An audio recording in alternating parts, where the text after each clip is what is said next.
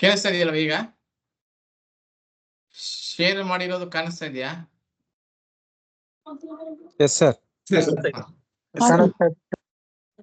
So ಇಲ್ಲಿ last time back calculate ಮಾಡಿದ್ವಲ್ಲ, ಅದನ್ನ clarify ಮಾಡ್ಕೊಂಡಿದ್ದೀನಿ.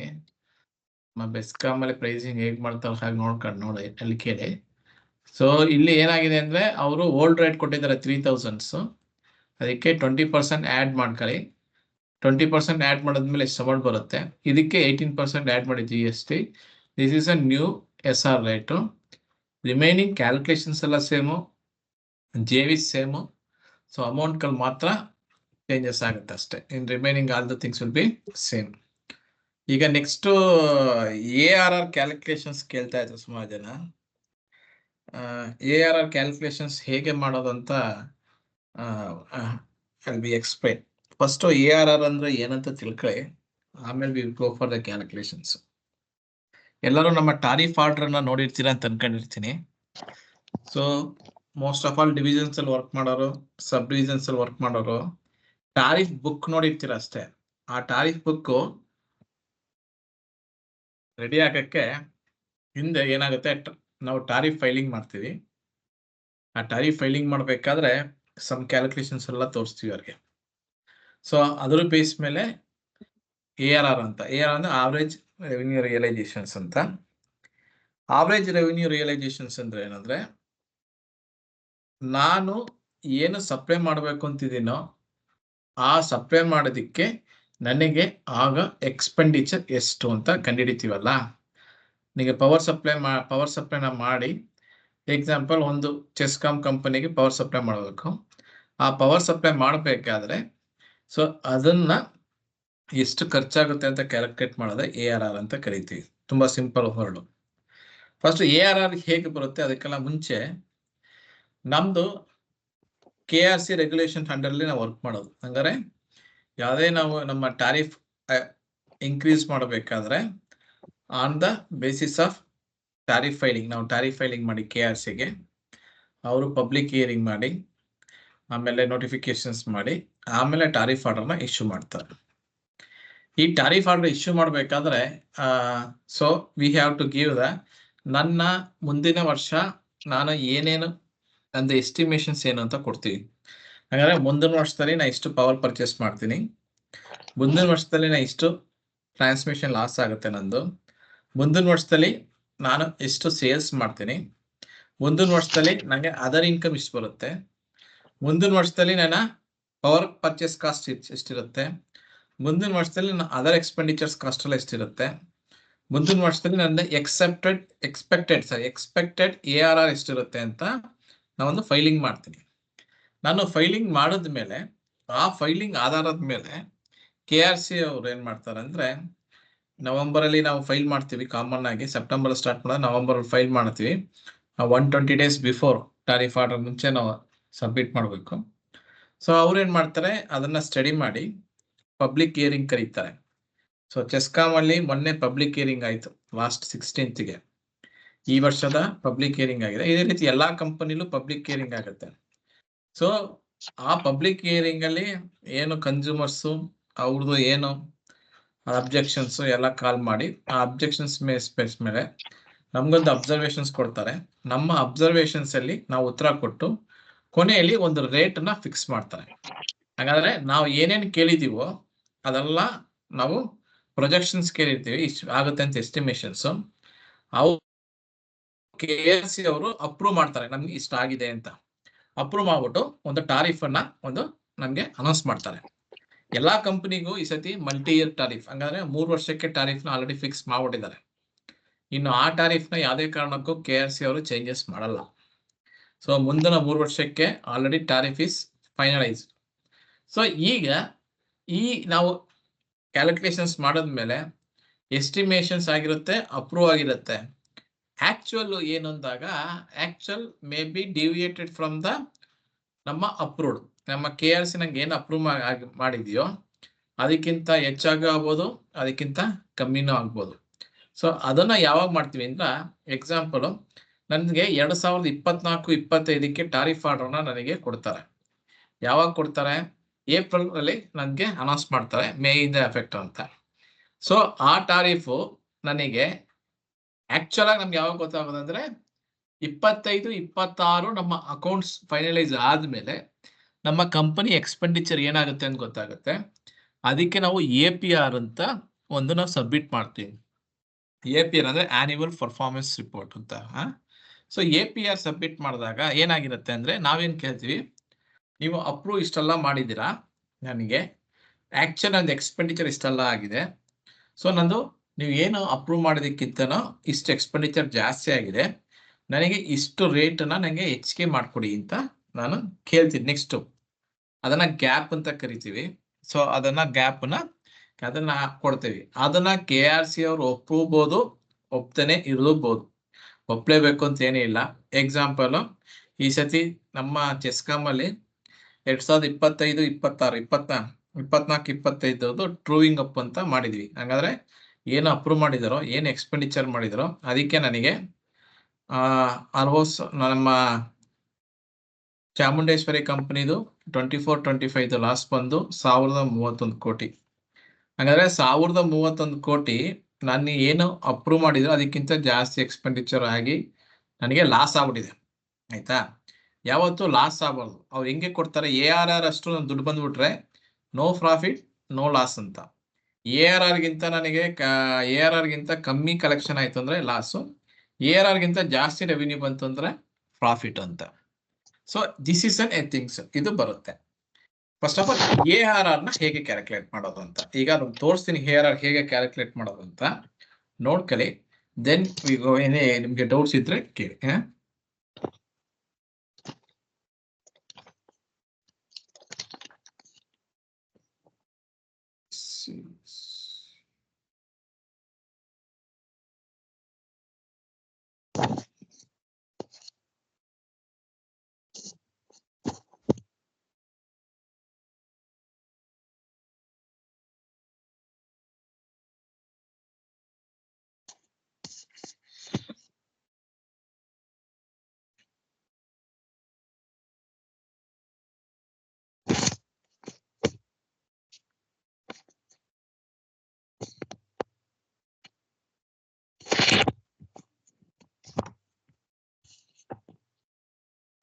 ಯಾರ ಹತ್ರ ಡೌನ್ಲೋಡ್ ಮಾಡಿರೋ ಟ್ಯಾರಿಫ್ ಆರ್ಡರ್ ಇದೆಯಾ? ಫುಲ್ಲು ಒಂದು ಇದ್ರದ್ದು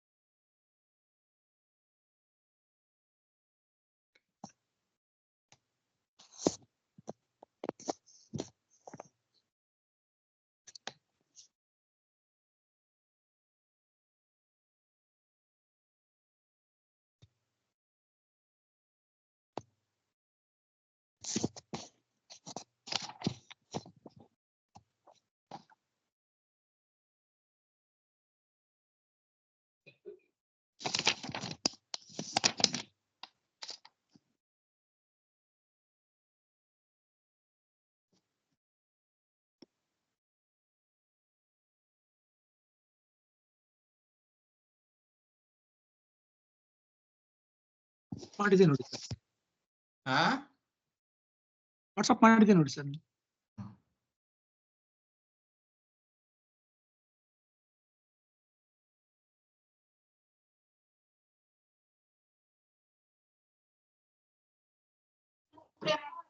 ಸರ್ ಶೇರ್ ಮಾಡಿದ್ದೀನಿ.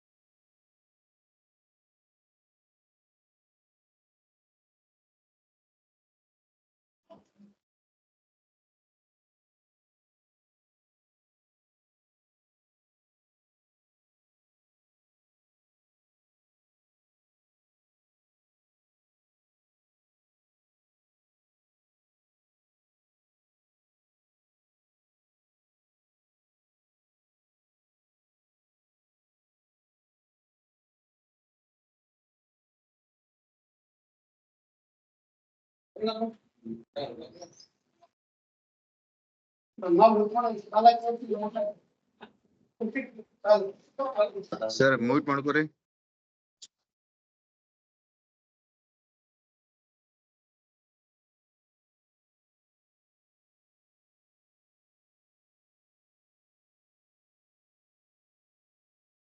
ಐ ಥಿಂಕ್ ಎಲ್ಲ ಕಾಣಿಸ್ತಾ ಇದೆಯಲ್ವಾ? ಹಾ. ಸೊ ಈ ಫಾರ್ಮ್ಯಾಟ್ ನ ನೋಡ್ಕೊಳ್ಳಿ. This is help you lot. So ಇಲ್ಲಿ ಸ್ಪಿಟ್ ಇದೆ, ಬೇಕಾದ್ರೆ ನಿಮಗೆ ಇನ್ನೂ ಅಬ್ಸ್ಟ್ರಾಕ್ಟ್ ಒಂದಿರುತ್ತೆ, ಅಬ್ಸ್ಟ್ರಾಕ್ಟ್ ತೋರಿಸ್ಬೋದು.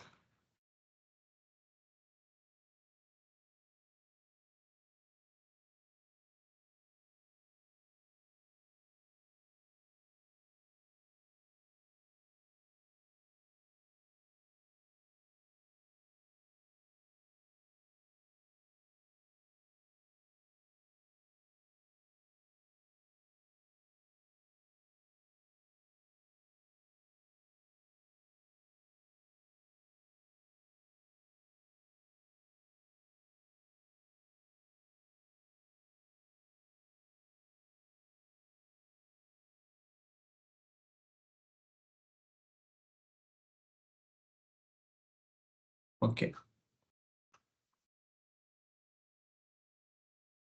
ಆನ್ಯುವಲ್ ರೆವಿನ್ಯೂ ರಿಕ್ವೈರ್ಮೆಂಟ್ಸ್ ಅಂತ.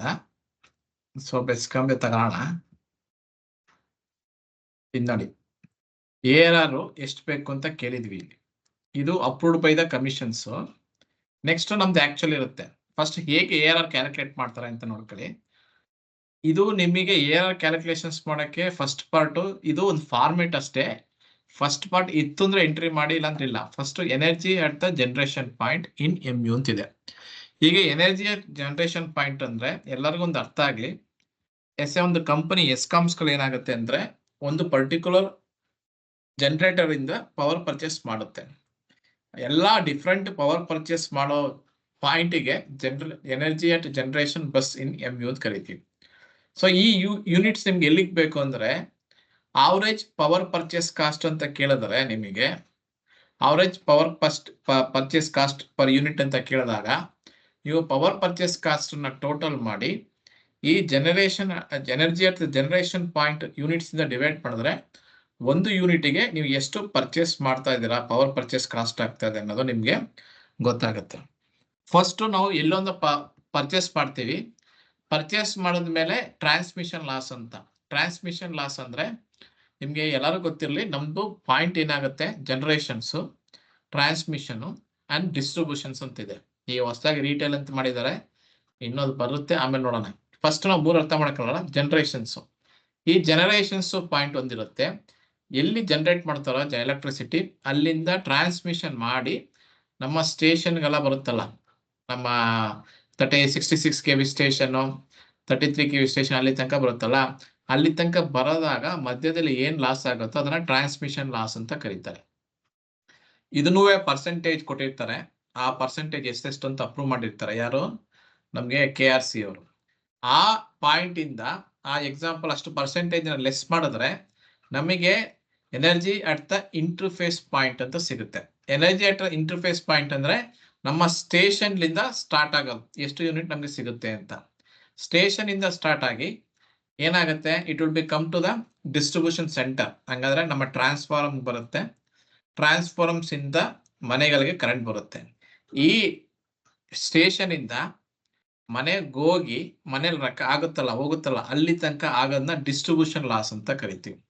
ಆ ಡಿಸ್ಟ್ರಿಬ್ಯೂಷನ್ ಲಾಸ್ ಅನ್ನ ಎನರ್ಜಿ ಅಟ್ ಇಂಟರ್ಫೇಸ್ ಪಾಯಿಂಟ್ ಅಲ್ಲಿ ಲೆಸ್ ಮಾಡಿದ್ರೆ ನಮಗೆ ಎಷ್ಟು ಎನರ್ಜಿ ಫಾರ್ ಸೇಲ್ಸ್ ಎಷ್ಟು ಆಗಿದೆ ಅಂತ. ಈ ಸೇಲ್ಸ್ ಎನರ್ಜಿ ಏನಾಗುತ್ತೆ ನಿಮ್ಗೆ DC ಬಿಲ್ ನಿಮ್ಗೆ ಸಿಗುತ್ತೆ. ನೋಡಿ ನಾ ಹೇಳ್ತಾ ಇರೋದು ಫಸ್ಟ್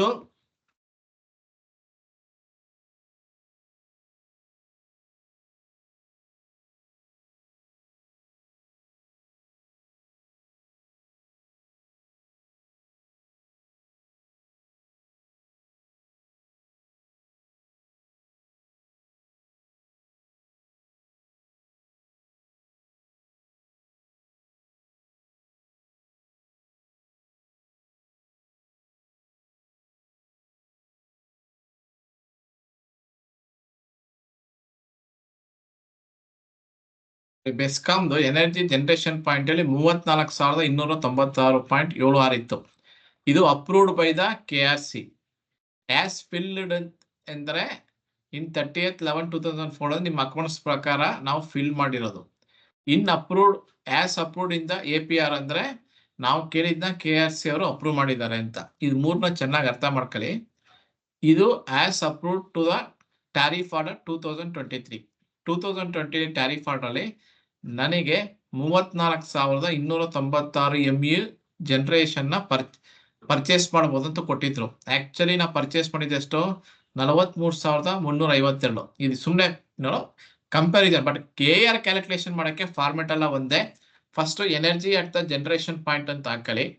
ಅದರಲ್ಲಿ ಟ್ರಾನ್ಸ್ಮಿಷನ್ ಲಾಸ್ ಅನ್ನ ಲೆಸ್ ಮಾಡ್ಕೋಬೇಕು.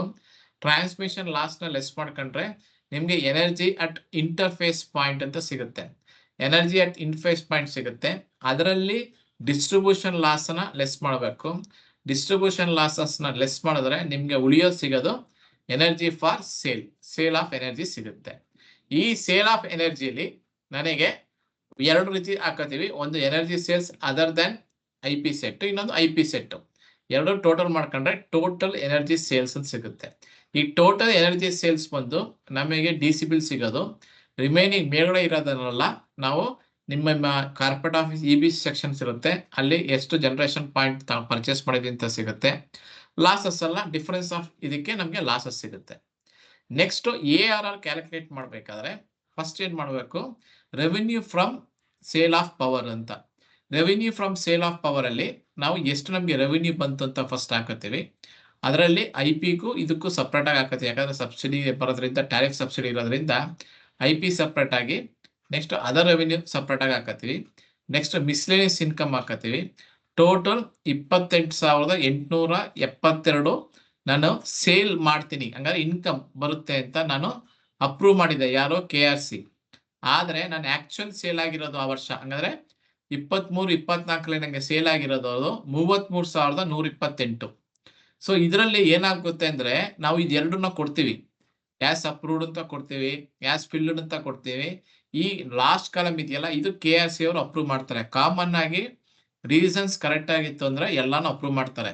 ರೀಸನ್ ತಪ್ಪಿತ್ತು ಅಂದ್ರೆ ಡಿಸಾಲ್ವ್ ಮಾಡ್ತಾರೆ. ಆಯ್ತಾ? 28,872ಕ್ಕೆ ಅಪ್ರೂವ್ ಮಾಡಿದ್ರು ನಮಗೆ. ಬಟ್ ನಾವು ಅದಕ್ಕಿಂತ ಹೆಚ್ಚಾಗಿ ಸೇಲ್ಸ್ ಮಾಡಿದೀವಿ. 33,128 ಸೇಲ್ಸ್ ಮಾಡಿದ್ವಿ. ಯಾಕಂದ್ರೆ ಇಲ್ಲಿ ಯೂನಿಟ್ಸ್ ಜಾಸ್ತಿ ಆದ್ಮೇಲೆ ಸೇಲ್ಸ್ ಜಾಸ್ತಿ ಆಟೋಮೆಟಿಕ್ ಆಗೇ ಆಗುತ್ತೆ. ಫಸ್ಟ್ ಫಾರ್ಮೆಟ್ ARR ಕ್ಯಾಲ್ಕುಲೇಟ್ ಮಾಡಬೇಕಾದ್ರೆ ನೀವು ಫಸ್ಟ್ ಜನರೇಷನ್ಸ್ ಪಾಯಿಂಟ್ಸ್ ಯೂನಿಟ್ಸ್ ಎಲ್ಲ ಬೇಕು. ನೆಕ್ಸ್ಟ್ ಇನ್ಕಮ್ ಬೇಕು. ಇನ್ಕಮ್ ಆದ್ಮೇಲೆ ನೆಕ್ಸ್ಟ್ ಸ್ಟಾರ್ಟ್ ಆಗಿದೆ ಎಕ್ಸ್ಪೆಂಡಿಚರ್. ಎಕ್ಸ್ಪೆಂಡಿಚರ್ನ ಪಾರ್ಟ್ ಆಗಿ ಡಿವೈಡ್ ಮಾಡಬೇಕು. ಫಸ್ಟ್ ಒಂದು ಎಕ್ಸ್ಪೆಂಡಿಚರ್ ನಿಮ್ದು ಪವರ್ ಪರ್ಚೇಸ್ ಕಾಸ್ಟ್. ಈ ಪವರ್ ಪರ್ಚೇಸ್ ಕಾಸ್ಟ್ ಅಲ್ಲಿ actual power purchase expenses, transmission losses, ಹಂಗಾದ್ರೆ transmission charges payable to KPTCL. KPTCL ಗೆ ನಾವು ಟ್ರಾನ್ಸ್ಮಿಷನ್ ಚಾರ್ಜಸ್ ಕೊಡೋದು, SLDC ಕೊಡ್ತೀವಿ, ಆಮೇಲೆ ULTC ಚಾರ್ಜಸ್ ಅಂತ ಕೊಡ್ತೀವಿ. ಇದೆಲ್ಲ ಟೋಟಲ್ ಮಾಡಿದ್ರೆ ನಿಮ್ಗೆ ಪವರ್ ಪರ್ಚೇಸ್ ಕಾಸ್ಟ್ ಅಂತ ಆಗುತ್ತೆ. ಸೊ ಎಕ್ಸ್ಪೆಂಡಿಚರ್ಲಿ first power purchase cost, next O&M expenses ಅಂತ ಕರಿತೀವಿ. ಈ O&M ಎಕ್ಸ್ಪೆನ್ಸಸ್ ಅಲ್ಲಿ ಮೈನ್ ಆಗಿ ಎಂಪ್ಲಾಯಿ ಎಕ್ಸ್ಪೆನ್ಸಸ್ ಅಂತ ಬರುತ್ತೆ. ಎಂಪ್ಲಾಯಿಗೆ ನಾವು ಏನೇನು ಎಕ್ಸ್ಪೆಂಡಿಚರ್ಸ್ ಕೊಡ್ತೀವೋ ಆ ಎಕ್ಸ್ಪೆನ್ಸಸ್. ರಿಪೇರ್ ಅಂಡ್ ಮೇಂಟೆನೆನ್ಸ್ ಅಂತ ಕೊಡ್ತೀವಿ, ರಿಪೇರ್ ಅಂಡ್ ಮೇಂಟೆನೆನ್ಸ್ ಎಕ್ಸ್ಪೆನ್ಸಸ್ ಬರುತ್ತೆ. Admin and general expense ANG expenses ಅಂತ ಆಗುತ್ತೆ. ಇದು O&M ಎಕ್ಸ್ಪೆನ್ಸಸ್ ಅಂತ. ಇದನ್ನ ಟೋಟಲ್. ಇದರಲ್ಲಿ ಒಂದು ನೋಡಿ, ಈಗ ಎಕ್ಸಾಂಪಲ್ 2,962 ನಮಗೆ ಆಸ್ ಅಪ್ರೂವ್ ಮಾಡಿರೋದು. ಆಕ್ಚುಲಿ ಇವ್ರು ಎಕ್ಸ್ಪೆಂಡಿಚರ್ ಮಾಡಿದ್ದು 2,894. ಸೊ ಅದನ್ನ ಅಪ್ರೂವ್ ಮಾಡ್ತಾರೆ. ಎಷ್ಟಾಗಿದೆ ಅಷ್ಟನ್ನು ಅಪ್ರೂವ್ ಮಾಡಿರ್ತಾರೆ. ರಿಮೈನಿಂಗ್ ಡಿಸಾಲ್ವ್ ಮಾಡ್ತಾರೆ. ಡಿಪ್ರಿಸಿಯೇಷನ್, ಆಕ್ಚುಯಲ್ ಡಿಪ್ರಿಸಿಯೇಷನ್ ಎಷ್ಟಿದೆ ಆ ಡಿಪ್ರಿಸಿಯೇಷನ್ ಆಗುತ್ತೆ. Next interest and finance charges.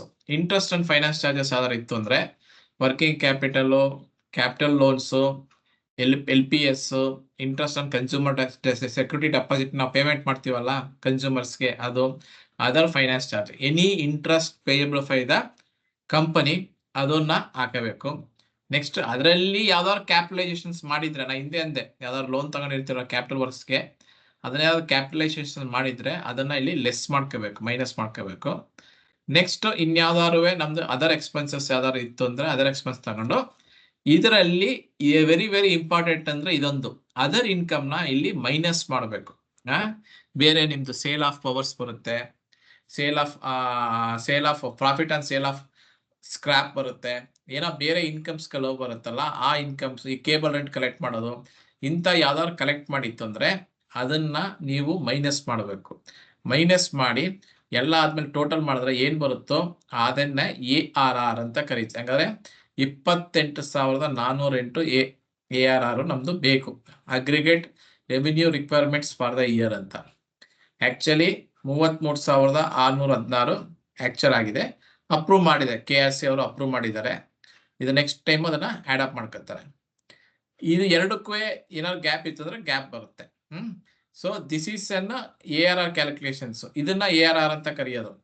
ನಿಮಗೆ ಇದನ್ನ ಒಂದು ಫಾರ್ಮೆಟ್ ತೋರಿಸಿದೀನಿ, ನಾನು ನಿಮಗೆ ಪ್ರಾಬ್ಲಮ್ಸ್ ತೋರಿಸ್ತೀನಿ ಒಂದು. You can do it. ನೋಡಿ, ಇಲ್ಲಿ ARR ಕ್ಯಾಲ್ಕುಲೇಟ್ ಮಾಡಿ ಅಂತ ಕೇಳಿದ್ದಾರೆ.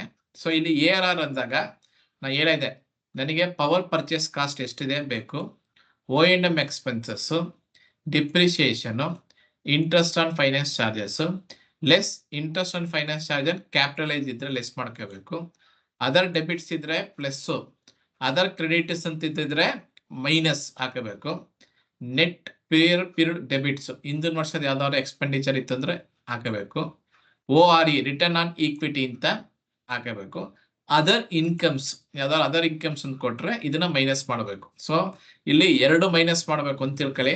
Interest and finance charges capitalised ಅಂತ ಕೊಟ್ಟಿದ್ರೆ ನಿಮ್ಮ ಟೋಟಲ್ ಮಾಡ್ಬೇಕಾದ್ರೆ ಅದು ಮೈನಸ್ ಫಿಗರ್ ಇರಬೇಕು. ಅದರ್ ಇನ್ಕಮ್ಸ್ ಅಂತ ಇದ್ರೆ ಅದು ಮೈನಸ್ ಫಿಗರ್ ಇರಬೇಕು. ನಿಮ್ದು ಪ್ರಾವಿಷನ್ ಫಾರ್ ಟ್ಯಾಕ್ಸ್ ಇರುತ್ತೆ. ಇಷ್ಟನ್ನು ನೀವು ಟೋಟಲ್ ಮಾಡಿದ್ರೆ ಯು ಗೆಟ್ ದ ಏನ್ ಬರುತ್ತೋ ಇದನ್ನ ARR ಅಂತ ಕರಿತೀವಿ, ನೆಟ್ ARR ಅಂತ ಕರಿತೀವಿ. ಸೊ ಎಲ್ಲಾ ಎಕ್ಸ್ಪೆಂಡಿಚರ್ ಟೋಟಲ್ ಮಾಡಿದ್ರೆ ಏನ್ ಬರುತ್ತೋ ಅದು ARR. ಯಾವ್ದನ್ನ ಟೋಟಲ್ ಮಾಡಬೇಕು, ಯಾವ್ದನ್ನ ಮೈನಸ್ ತಗೋಬೇಕು ಅನ್ನೋದು ಯು ಹ್ಯಾವ್ ಟು ನಿಮ್ಗೆ ಕ್ಲಾರಿಫೈ ಆಗಬೇಕು. ಸೊ ಎರಡು ಇಂಪಾರ್ಟೆಂಟ್ ಥಿಂಗ್ಸ್, ಒಂದು interest and finance charges capitalise, other incomes. Other credits ಅಂತ ಬಂದ್ರೆ ಮೈನಸ್ ಮಾಡ್ಕೋಬೇಕು, ಡೆಬಿಟ್ ಇತ್ತು ಅಂದ್ರೆ ಪ್ಲಸ್ ಮಾಡ್ಕೋಬೇಕು. ಇದನ್ನ ಮಾಡ್ಕೊಂಡ್ರೆ ARR ಅನ್ನೋದು ಸಿಗುತ್ತೆ. ನಿಮ್ಗೆ ನೋಡಿ ಗೊತ್ತಾಯ್ತಾ ಅಂತ ARR ಹೇಗೆ ಕ್ಯಾಲ್ಕುಲೇಟ್ ಮಾಡೋದು ಅಂತ. ಸರ್ ಹೇಳಿ ಸರ್, ಲೆಸ್ ಇಂಟ್ರೆಸ್ಟ್ ಫೈನಾನ್ಸ್ ಯಾಕೆ ಲೆಸ್ ಮಾಡ್ಬೇಕು ಸರ್? ಯಾಕೆ ಲೆಸ್ ಮಾಡ್ಬೇಕಂದ್ರೆ ನಾನು ಏನ್ ಮಾಡ್ತಿರೋದು ಕೆಲಸ, ನಾನು ಕೆಲಸ ಮಾಡ್ತಿರೋದು ಪವರ್ ಪರ್ಚೇಸ್ ಮಾಡ್ತೀನಿ, ಆ ಪವರ್ ನ ಕನ್ಸ್ಯೂಮರ್ಗೆ ಸೇಲ್ ಮಾಡ್ತೀನಿ. ಈ ಕ್ಯಾಪಿಟಲೈಸ್ ಮಾಡ್ತೀವಲ್ಲ ಇದು ನನ್ನ ಆಸ್ತಿ, ಆಯ್ತಾ? ನೀವು ನಮ್ಮ ಆಸ್ತಿ ಮಾಡೋದಿಕ್ಕೆ ಏನಾದ್ರು ಲೋನ್ ತಗೊಬಂದು ಆ ಲೋನ್ ಬಂದು ನೀವು ಅದನ್ನ ಅಸೆಟ್ ಮಾಡಿತ್ತು ಅಂದ್ರೆ ಅದು ರೆವಿನ್ಯೂ ಎಕ್ಸ್ಪೆಂಡಿಚರ್ ಬರಲ್ಲ. ಸೊ ಆದ್ರಿಂದ ಆ ರೀತಿ ಯಾವ್ದಾದ್ರು ಇಂಟ್ರೆಸ್ಟ್ ನೀವು interest and finance charges include ಆಗಿದ್ರೆ ಅದನ್ನ ಮೈನಸ್ ಮಾಡ್ಕೋಬೇಕು. ಕ್ಯಾಪಿಟಲೈಸ್ಡ್ ಫಿಗರ್ ಇಲ್ಲಿ ತಗೊಳಂಗಿಲ್ಲ, ಓನ್ಲಿ ರೆವಿನ್ಯೂ ಐಟಮ್ಸ್ ಗಳು ಮಾತ್ರ ತಗೋಬೇಕು ARR ಕ್ಯಾಲ್ಕುಲೇಟ್ ಮಾಡ್ಬೇಕಾದ್ರೆ.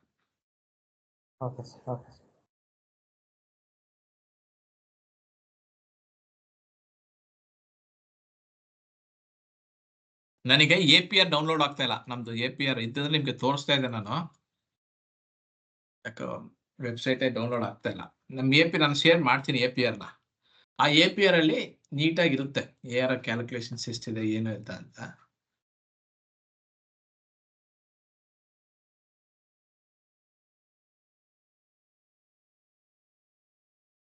ಸರ್ ಇದು ಡಿಸೆಂಬರ್ 2020 ಒಂದು ಫಸ್ಟ್ ಪ್ರಾಬ್ಲಮ್ ಮಾಡಿಸಿ ಸರ್, ಅದು ಇದ್ರ ಮೇಲೆ ಇದೆ, ಇದು ARR ಮೇಲೆ ಪೋಸ್ಟ್ ಮಾಡಿ ಪ್ರಾಬ್ಲಮ್. ಸರ್ ನಿಮಗೆ ವಾಟ್ಸ್ಆಪ್ ಮಾಡಿದ್ದೀನಿ ಸರ್.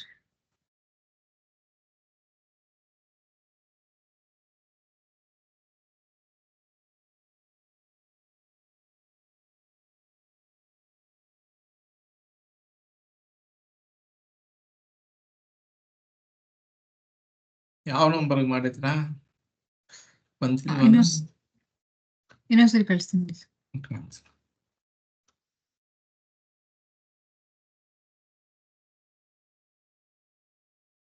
ಆಮೇಲೆ ARR ಕಂಡುಹಿಡಿದ ಮೇಲೆ ನಿಮಗೆ ಆವರೇಜ್ ಕಾಸ್ಟ್ ಆಫ್ ಸಪ್ಲೈ ಅಂತ ಕರಿತೀವಿ. ಆವರೇಜ್ ಕಾಸ್ಟ್ ಆಫ್ ಸಪ್ಲೈ ಬಂದು ಯು ಹ್ಯಾವ್ ಟು ಕ್ಯಾಲ್ಕುಲೇಟ್ ಮಾಡಬೇಕು. ಆವರೇಜ್ ಕಾಸ್ಟ್ ಆಫ್ ಸಪ್ಲೈನ ARR ಇಂದ ಸೇಲ್ಸ್ ಇಂದ ಡಿವೈಡ್ ಮಾಡಿದ್ರೆ ಇಟ್ ವಿಲ್ ಬಿ ಕಮ್.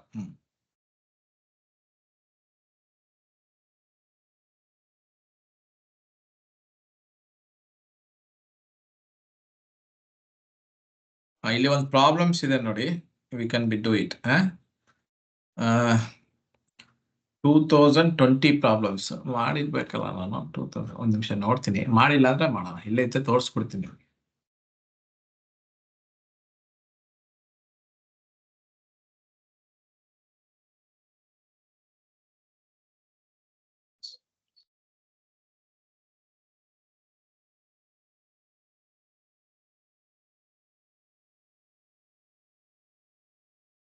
ಇಲ್ಲೇ ಪ್ರಾಬ್ಲಮ್ಸ್ ಮಾಡಿದೀನಿ ನೋಡಿ, ಪ್ರಾಬ್ಲಮ್ಸ್ ನಾ ಎಕ್ಸ್ಪ್ಲೈನ್ ಮಾಡ್ತೀನಿ ನೋಡ್ಕೊಳ್ಳಿ. ನೋಡಿ, ಈ ಪ್ರಾಬ್ಲಮ್ಸ್ ಅಲ್ಲಿ calculate the annual revenue requirements of the ESCOM for the year 21-22 with the following informations ಅಂತ ಕೊಟ್ಟಿದ್ದಾರೆ. So we do it the things. Power purchase at the generation point, ಇದು MU. ಸೊ ನಾನು ಆಗಲೇ ಹೇಳಿದ್ದೆ ನಿಮ್ಗೆ, power purchase at the generation point ಅಲ್ಲಿ ಎಷ್ಟಿದೆ ಅಂತ ಕೊಟ್ಟಿದ್ದಾರೆ. ನೆಕ್ಸ್ಟ್ ಟ್ರಾನ್ಸ್ಮಿಷನ್ ಲಾಸ್ ಅಂತ ಕೊಟ್ಟಿದ್ದಾರೆ. ಈ ಟ್ರಾನ್ಸ್ಮಿಷನ್ ಲಾಸ್ ನಿಮ್ಗೆ ಇಲ್ಲಿ ಕೊಟ್ಟಿಲ್ಲ, ನಾನು ಮಾಡಿದೀನಿ. ಹೇಗೆ ಅಂದಾಗ ಜನರೇಷನ್ ಅವೈಲಬಲ್ ಅಂತ ಇಂಟರ್ಫೇಸ್ ಪಾಯಿಂಟ್ ಅಂತ ಕೊಟ್ಟಿದ್ದಾರೆ. ಹಂಗಾದ್ರೆ ಇಂಟರ್ಫೇಸ್ ಪಾಯಿಂಟ್ಗೆ ಜನರೇಷನ್ ಪಾಯಿಂಟ್ಗೂ ಏನು ಎರಡಕ್ಕೂ ಡಿಫ್ರೆನ್ಸ್ ಏನಿದೆಯೋ ಅದೇ ಬಂದು transmission loss. So generation point 35,120.4 ಅಂತ ಕೊಟ್ಟಿದ್ದಾರೆ. So available at the interface point ಬಂದು 34,021.2. ಇದು ಎರಡಕ್ಕೂ ಡಿಫ್ರೆನ್ಸ್ ಏನಾಗಿದೆಯೋ thus means a transmission loss ಅಂತ. ಇದು ಗೊತ್ತಾಯ್ತಾ ಟ್ರಾನ್ಸ್ಮಿಷನ್ ಲಾಸ್ ಹೆಂಗ್ ಬಂತು ಅಂತ? ಮೊದಲನೇದು ಎರಡನೇದಕ್ಕೆ ಡಿಫ್ರೆನ್ಸಸ್ ನಿಮ್ಗೆ ಕ್ವಶನ್ ಅಲ್ಲಿ ಕೊಟ್ಟಿದಾರಲ್ಲ, power purchase at the generation point, energy available at interface point, ಎರಡಕ್ಕೂ ಡಿಫ್ರೆನ್ಸಸ್ ಬಂದು transmission loss.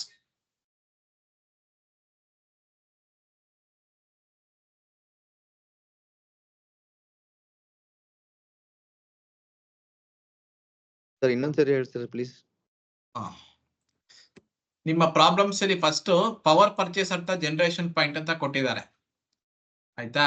Power purchase at the generation point 35,120.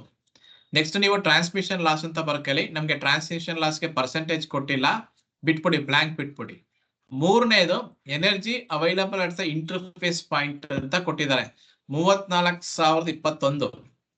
ಈ 34,021ಕ್ಕೂ 35,120ಕ್ಕೆ ಎರಡಕ್ಕೂ ಡಿಫ್ರೆನ್ಸ್ ಏನಿದೆ ಅದು ಟ್ರಾನ್ಸ್ಮಿಷನ್ ಲಾಸ್. ಹಂಗಾದ್ರೆ ಜನರೇಷನ್ ಪಾಯಿಂಟ್, ಈಗ ಒಂದು ಎಕ್ಸಾಂಪಲ್ ಹೇಳ್ತೀನಿ ನಿಮ್ಗೆ.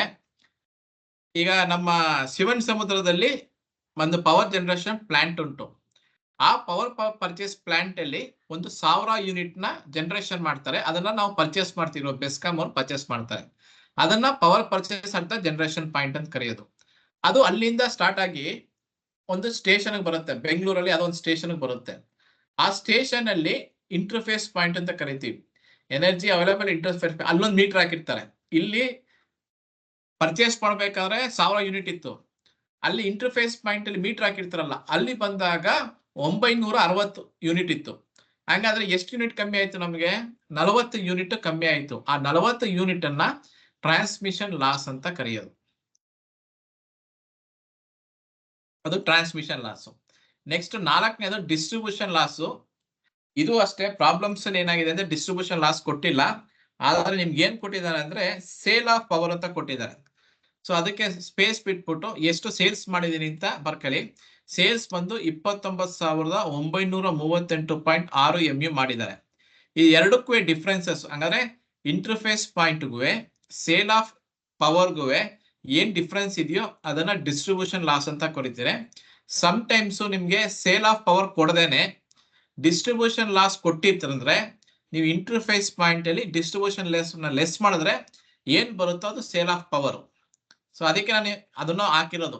ಸಮ್ ಟೈಮ್ಸ್ ಈ 5ರಲ್ಲಿ ಯಾವ್ದಾದ್ರು 2 ಕೊಡಲ್ಲ, ಸೊ ಇನ್ನು 3 ಕೊಟ್ಟಿರ್ತಾನೆ. ಆ 3ರಲ್ಲಿ ನೀವು ಆನ್ಸರ್ ಕಂಡುಹಿಡಿಬೇಕು. ಈಗ ಎಕ್ಸಾಂಪಲ್ ಪವರ್ ಪರ್ಚೇಸ್ ಅಂತ ಜನರೇಷನ್ ಪಾಯಿಂಟ್ ಕೊಟ್ಬಿಡ್ತಾರೆ, ಟ್ರಾನ್ಸ್ಮಿಷನ್ ಲಾಸ್ ಅಂತ 2% ಕೊಟ್ಬಿಡ್ತಾರೆ. ಆಗೇನ್ ಮಾಡ್ಬೇಕು ನೀವು 2% ಕ್ಯಾಲ್ಕುಲೇಟ್ ಮಾಡಿ ಹಾಕಿ ಟ್ರಾನ್ಸ್ಮಿಷನ್ ಲಾಸ್ ಅಂತ.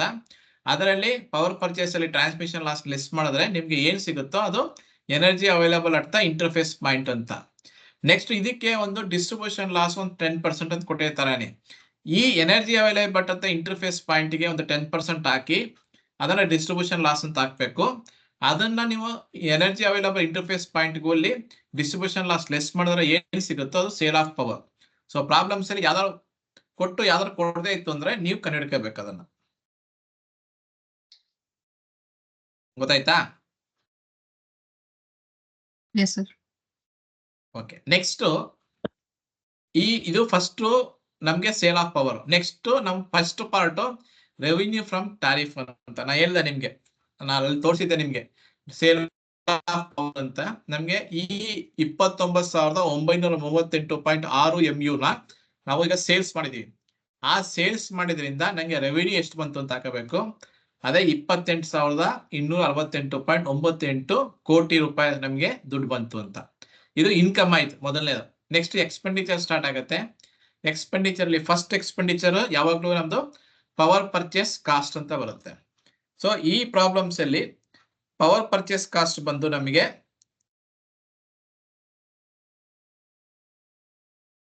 ಪವರ್ ಪರ್ಚೇಸ್ 22,073.94 ಅಂತ ಕೊಟ್ಟಿದ್ದಾರೆ. ಸೊ 22,073.94 ಇದನ್ನ ಹಾಕೊಂಡಿದ್ವಿ. ನೆಕ್ಸ್ಟ್ ಇದಕ್ಕೆ ಟ್ರಾನ್ಸ್ಮಿಷನ್ ಎಕ್ಸ್ಪೆನ್ಸಸ್ ಅಂತ ಕೊಡ್ತಾ ಇದ್ವಿ ನಾವು KPTCL ಗೆ ಪೇಮೆಂಟ್ ಮಾಡೋದು. ಸೊ 3,125.67 ಇದ್ರ ಜೊತೆಗೆ SLDC ಚಾರ್ಜಸ್ ಕೊಟ್ಟರು ಇದಕ್ಕೆ ಸೇರಿಸ್ಕೋಬೇಕು. ನೆಕ್ಸ್ಟ್ ಆ PO ಇನ್ನೇನಾದ್ರು ಪವರ್ ಪರ್ಚೇಸ್ ಕಾಸ್ಟ್ ಸಂಬಂಧಪಟ್ಟ ಎಕ್ಸ್ಪೆಂಡಿಚರ್ ಕೊಟ್ಟರು ಸೇರಿಸ್ಕೋಬೇಕು. ಇದು ಎರಡನ್ನ ಟೋಟಲ್ ಮಾಡಿದ್ರೆ ಈ ಟೋಟಲ್ ಬಂದು ಪವರ್ ಪರ್ಚೇಸ್ ಕಾಸ್ಟ್ ಅಂತ. So this will be A total power purchase cost.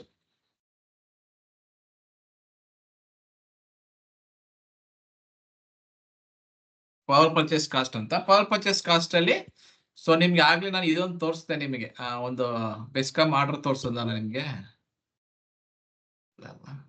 ತೋರಿಸ್ತೇನೆ.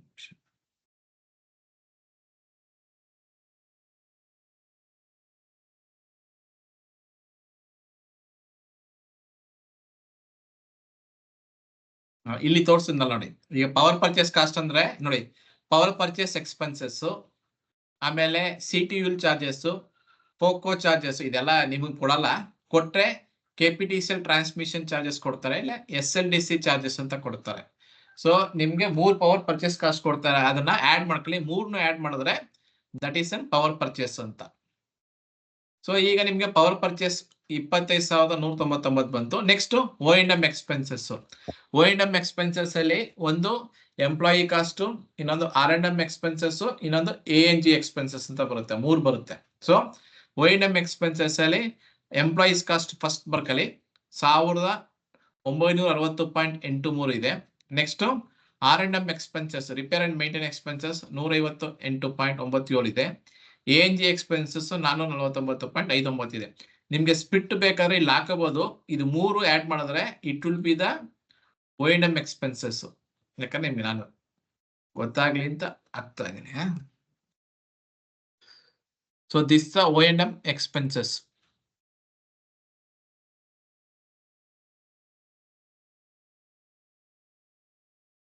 O&M ಎಕ್ಸ್ಪೆನ್ಸಸ್ ಟೋಟಲ್ ಇದು. ನೆಕ್ಸ್ಟ್ ಡಿಪ್ರಿಸಿಯೇಷನ್ ಕೊಟ್ಟಿದ್ದಾರೆ, ಅದನ್ನ ಹಾಕತ್ತೀವಿ. ಇಂಟ್ರೆಸ್ಟ್ ಅಂಡ್ ಫೈನಾನ್ಸ್ ಚಾರ್ಜಸ್ ಕೊಟ್ಟಿದ್ದಾರೆ, ಅದನ್ನು ಎಂಟ್ರಿ ಮಾಡ್ಕೋತೀವಿ. ಈ ಪ್ರಾಬ್ಲಮ್ಸ್ ಅಲ್ಲಿ ಇಂಟ್ರೆಸ್ಟ್ ಅದರ್ ಇದನ್ನ ಕ್ಯಾಪಿಟಲೈಸ್ ಮಾಡಿದ್ದಾರೆ. ಇಂಟ್ರೆಸ್ಟ್ ಅದರ್ ಎಕ್ಸ್ಪೆನ್ಸಸ್ ಕ್ಯಾಪಿಟಲೈಸ್ ಅಂತ ಕೊಟ್ಟಿದ್ದಾರೆ 130. ಆ 130ನ್ನ we will be taken as an minus. ಇದನ್ನು ಮೈನಸ್ ಮಾಡ್ಕೋಬೇಕು, ಯಾಕಂದ್ರೆ ಇದು ಕ್ಯಾಪಿಟಲ್ ಎಕ್ಸ್ಪೆಂಡಿಚರ್, ಇದು ರೆವಿನ್ಯೂ ಪಾರ್ಟ್ಗೆ ಬರಲ್ಲ. ಇದರಿಂದ ನನ್ನ ಆಸ್ತಿ ಕ್ರಿಯೇಟ್ ಆಗಿದೆ, ಅದನ್ನ ನಾನು ಯೂಸ್ ಮಾಡ್ತಾ ಇದ್ದೀನಿ. ಸೊ ಇದಕ್ಕೂ ಪವರ್ ಪರ್ಚೇಸ್ ಕಾಸ್ಟ್ಗೂ ಸಂಬಂಧ ಇಲ್ಲ ಅಂತ ಅದನ್ನ ಲೆಸ್ ಮಾಡ್ತೀವಿ.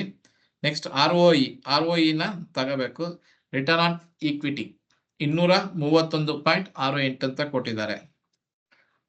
ROE ಅಂತ ಏನಾದ್ರು ಗೊತ್ತಾ? ಈಗ ಕಂಪನಿ ಆಕ್ಚುಲಿ ROE ಅಂದ್ರೆ ನಾನು ಕಂಪನಿ ನಡೆಸ್ತಾ ಇದ್ದೀನಿ, ನನ್ನ ಕಂಪನಿಗೆ ಮಿನಿಮಮ್ ಇಷ್ಟು ರಿಟರ್ನ್ಸ್ ಬರಬೇಕು ಅಂತ, ಪ್ರಾಫಿಟ್ ಬರಬೇಕು ಅಂತ. ಸೊ ಈ ಸತಿ ಎಲ್ಲರೂ KRCಲಿ ಫೈಲ್ ಮಾಡಿದ್ದಾರೆ, ಇಷ್ಟು ವರ್ಷ ಮಾಡಿರಲಿಲ್ಲ, ಅದೇ KRC ಕೊಡಲ್ಲ ಅಂತ ಹೇಳ್ತಾ ಇದ್ದಾರೆ. ಬಟ್ ಫೈಲ್ ಮಾಡೋದು ಮಾಡ್ತಾರೆ. ಸೊ ROE 231.68 ಬೇಕು ಅಂತಿದೆ.